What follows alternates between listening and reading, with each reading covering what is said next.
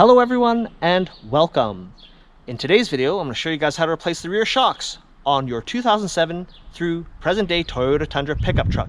Now the procedure that I'm going to be showing you in this video likely applies to the first generation Tundra as well as Tacoma pickup trucks.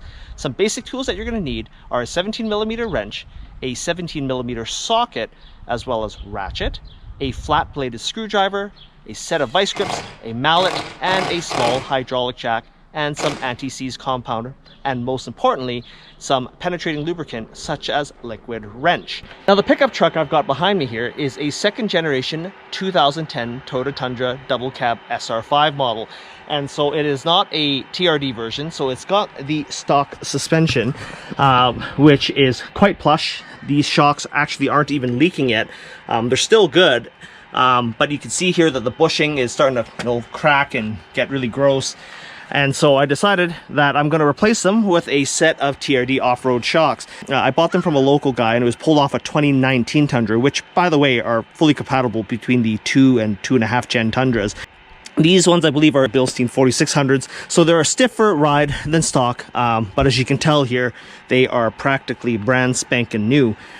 A link to all the items used in this video is in the video description below.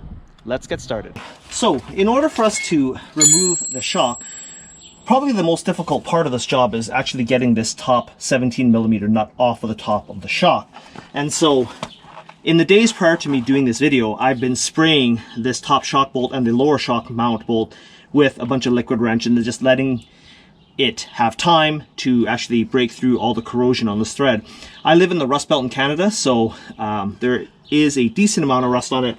But what I've been doing, like I said, is just spraying it down with liquid wrench and then using a stiff brush and just cleaning out those threads of any dirt and corrosions to ease removal, and then just spraying it again and then walking away from it and then rinse and repeat multiple times. Now to take the top nut off, there's a flat spot on the top of the shock. You just take a set of vice grips and carefully grip just that flat part tightly. Okay, so you're going to squeeze it like this, and then you're going to take a 17mm wrench and start breaking this apart. And one of the tricks I find works is you get the wrench to loosen the nut and you want to wiggle the nut back and forth as you undo it. And then as you're doing that, keep applying a bit of penetrating lube to help loosen things up.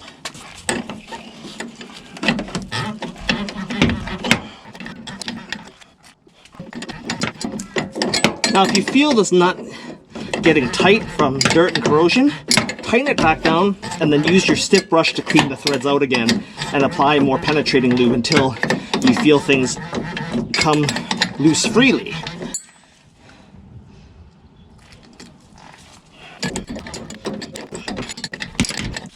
Okay. So you're going to hold the shock body to prevent it from rotating.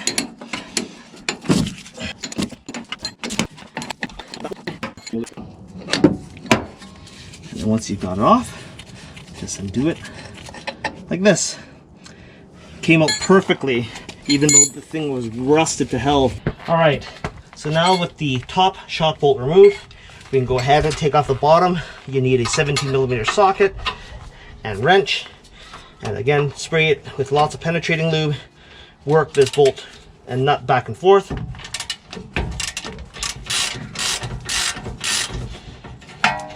Like that, and then just carefully pull that bolt out. The lower bolt undone, we're going to go and just kind of wiggle this back and forth. If you want, you can just give it a pull like that, and that's how you remove it. Take my screwdriver, put it in between this lower plate here, and just tap it. And it just pops right out like so. We're going to clean off the corrosion here on the bottom side and top side of the little wing here off the frame, as well as all the hardware that came off the bottom, including the bracket on the bottom that the shock inserts into, just so that it's corrosion free, clean. I'm going to clean this nut off as well that goes onto our shock lower mounting bolt. Always check the threads, make sure that there's no damage. Make sure you either use a wire brush to clean the threads out, or just even test fit it to make sure that the bolt passes through without catching on anything, so it doesn't cross thread. With the threads cleaned up on the new shock, we're going to apply some silver grade anti-seize onto the threads just to make future removal a little bit easier. Let's apply a blob of it onto our threads. So once we've coated our shock here with some anti-seize, we're going to take the new shock bushing plate, stick it onto the top of the mounting wing, and then pass this shock through the mount and just loosely secure it with the nut that we took off, or if it came with them like this one did, just screw it on. So with the new shock, you've got that nut in, we're just going to take our wrench, hold the shock body, and just tighten it up. So as you're tightening the shock down, just make sure that it's aligned, the bushings and this plate are all aligned properly.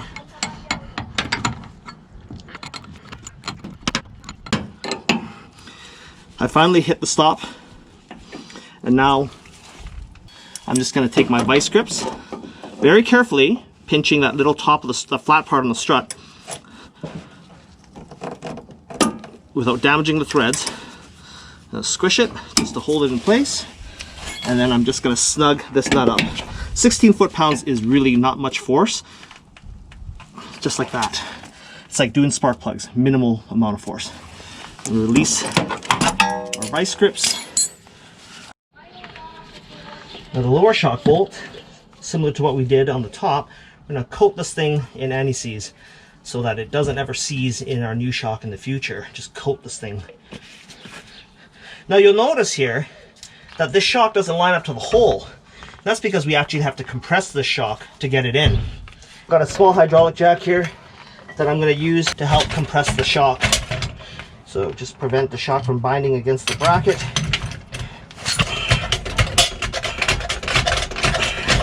So compress it until it goes in like that.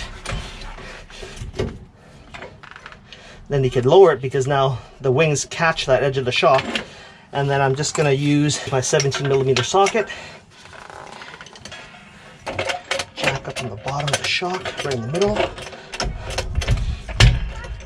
Just make sure it doesn't catch on the bracket. And once you got it up to the right height, I'm going to take my little pry bar. I'm going to get in behind the shock here to just move it around. So with a bit of finagling, hopefully you guys will be able to line up the hole in the shock like that. Haha. You're going to need to pry a little bit to rotate the shock a little bit. Lower your jack, and then I can see the bolt lining up. I'll take a rubber mallet and just give it a gentle tap. And if it doesn't pass through with minimal effort, raise it up just a hair. Just like that. So this bolt normally is 64 foot-pounds, but because I put anti-seize on it, that actually changes the torque value by about 10 to 15%. So we're going to take 64 and we'll say minus 10%, 6 pounds, so we'll say 58 foot-pounds. Should be more than enough.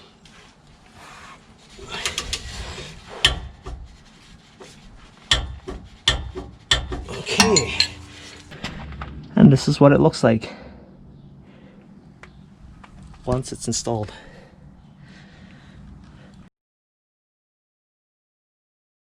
So as you guys can see from my video, that replacing the rear shocks on your Toyota Tundra is neither difficult nor time consuming and can be accomplished with some basic hand tools. All the tools used in this video are in the video description below. If you guys like this video, give me a thumbs up and consider subscribing to my channel, and thanks for watching.